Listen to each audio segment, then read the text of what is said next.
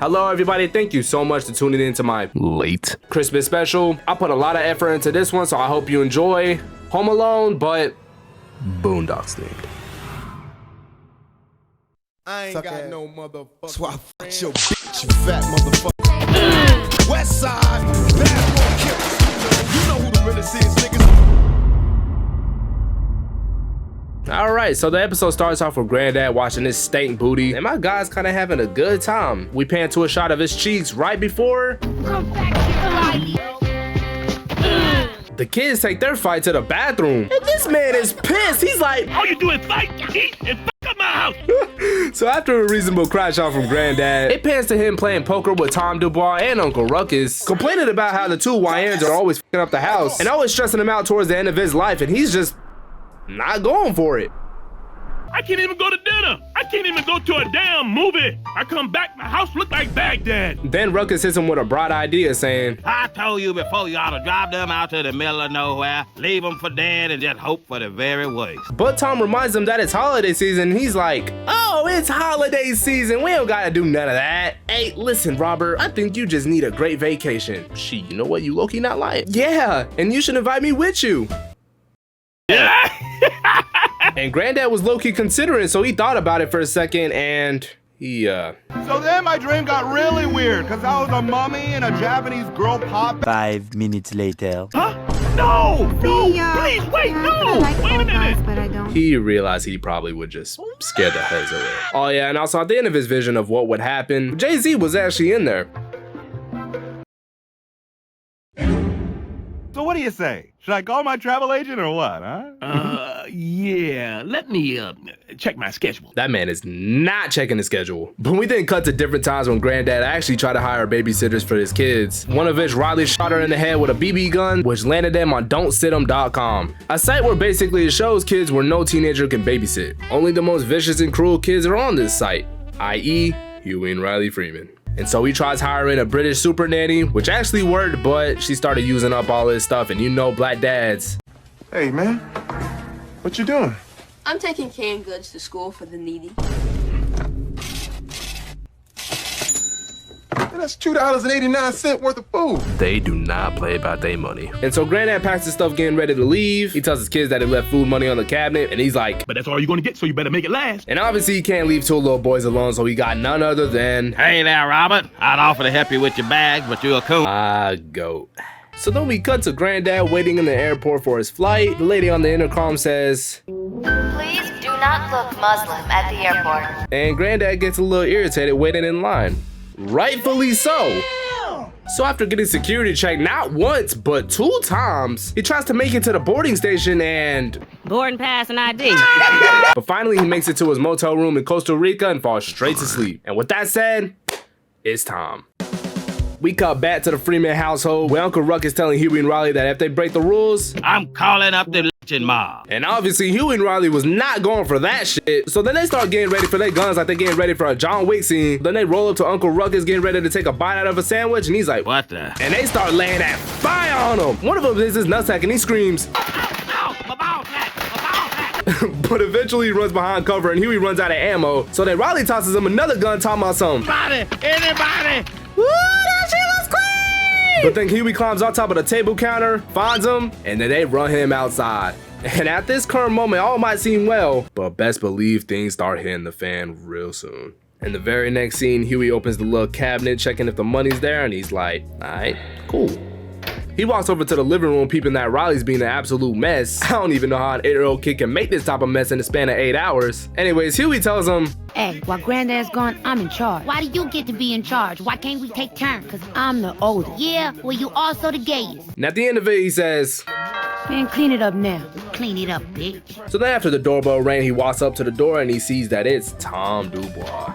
Hey there, Huey. Is your grandfather in? Now don't forget, he really wanted to go to Costa Rica with Granddad, and Granddad was not going for it. Which is why he told Huey that if Mr. Dubois ever came by the house, Say I went to the store. and that's exactly what Huey does. So then Huey starts getting a little hungry, so he looks for the money, and oh god, yep, here we go. Money. What up? This man done took the money to buy himself some drip, and I ain't gonna lie, he do look kinda clean though. Okay. So rightfully so, Huey gets pissed and throws his little brother on the ground, tearing up his shirt, and Riley was livid. He was like, I'm saying you ain't had to ruin my shirt like that. I can't even pop my collar no more. And Huey not worried about anything that boy talking about. He over here asking himself, I gotta figure out what we're gonna eat. then that boy Riley has the nerve to tell his brother, You supposed to be in charge. You supposed to be the leader. Lead us to some breakfast then, nigga. So Riley sees that stern face his brother's making, and he hits him with a, What you want, some nigga? Huh? Alright, come on, nigga, let's go. I've been waiting. but then Huey being the mature brother that he is, he's like, I'm grounding you. And Riley being the absolute definition of what a YN is, he, Talking about I'm grounded. I'm young Reezy. I goes where I wanna go. and then the second he opens that door, You're grounded. and you would think that'd be enough of a message to let him know, but hell nah. And we gonna come back to it in a second.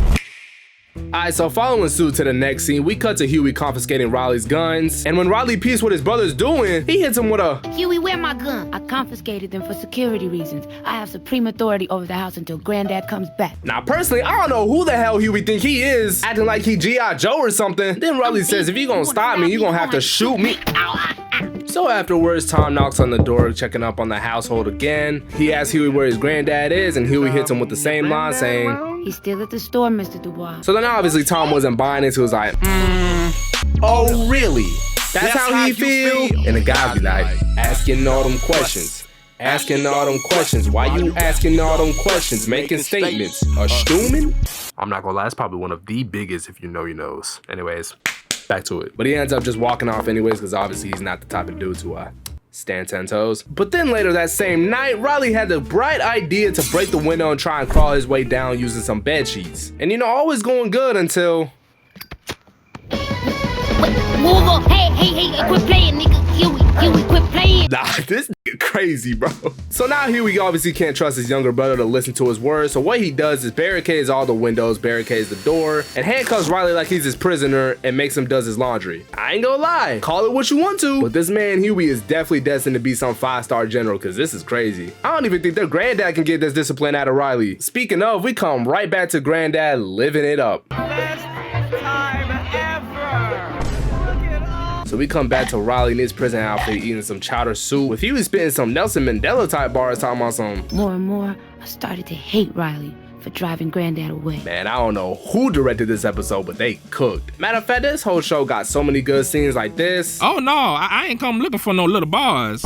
I ain't got no milk, no cookies, nothing.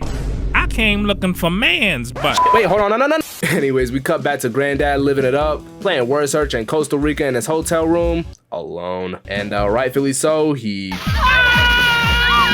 Anyways, he ends up going to sleep at 6:21 p.m. And we slide back over to Huey barely getting any sleep watching Riley. That boy just waiting for him to slip up. Huey even asked himself, I soon forgot which one of us was the prisoner. so it rolls over to the next day with them eating breakfast. Then the phone rings, and when Huey picks up, Hello? Hey, boy. Hey, Granddad. How's the trip? You ready to come home? ah man, it's moments like this, bro. You can tell that boy was so excited hearing his granddad's voice. I mean, they start chopping it up, and in the middle of it, So what's new? What you mad at this week? Hey, Granddad, I gotta go. so he throws his little brother's ass in the closet, and you could tell Huey was slipping up because out of anywhere he could have put his little brother, he puts him in the one place where it's the easiest to pick the lock on the closet. That boy Tom came back for a third time. I know where he is. I'm not stupid. He went on a do it big trip without me, didn't he? I ain't gonna lie, if I were Huey, I would have just... Shut your stupid. Now Huey comes back to the closet where Riley was staying at, asking him if he's ready to come out, and I'm pretty sure he was asking in more than one way, but when he opens the door, that boy already came out the closet. So Huey starts tripping out. He's like, shit. And activates his inner Robert McCall and starts looking for him, and as soon as he turns the corner, that boy Riley already posted up. And it was on sight. As soon as he looked around the corner, that boy started lighting him up. And Huey starts kicking rocks. He ducks behind some cover right before Riley hits him with a... Say hello to the back guy. Huey low-key making this way more personal than he needs to be, saying, Damn you, Riley. You ruined our family. You drove Granddad away. Now he's never coming back. and then Riley says, Granddad left cause of you. Nobody likes you, Huey, cause you a gay ass hater, fag. all right, I ain't gonna lie, I cannot finish what he was about to say there or else. So Huey starts firing back, trying to create an opening to get out that little corner. And once he does, he runs down the stairs, but Riley is on his ass. That boy starts sliding down the stairs like he Akira or something, trying to hit his ass with a Kimbo. And somehow during this entire time, they didn't hit each other once. But anyway, Huey moves out the way and Riley tramples over. So he loses his akimbo and pulls out his little Uzi no vert. And then he says,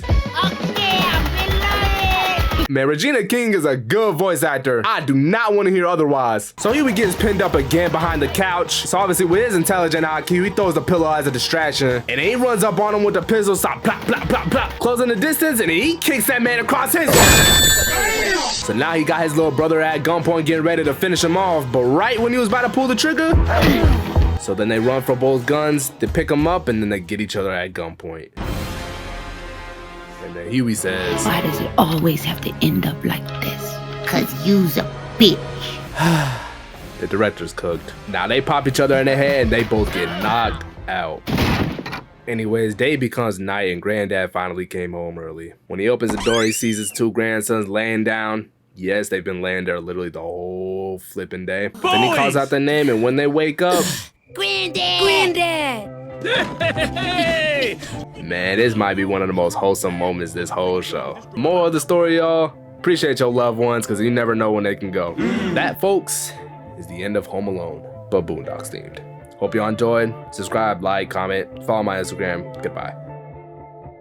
Oh, and Merry Christmas, everybody. Shut your stupid. Happy New Year's.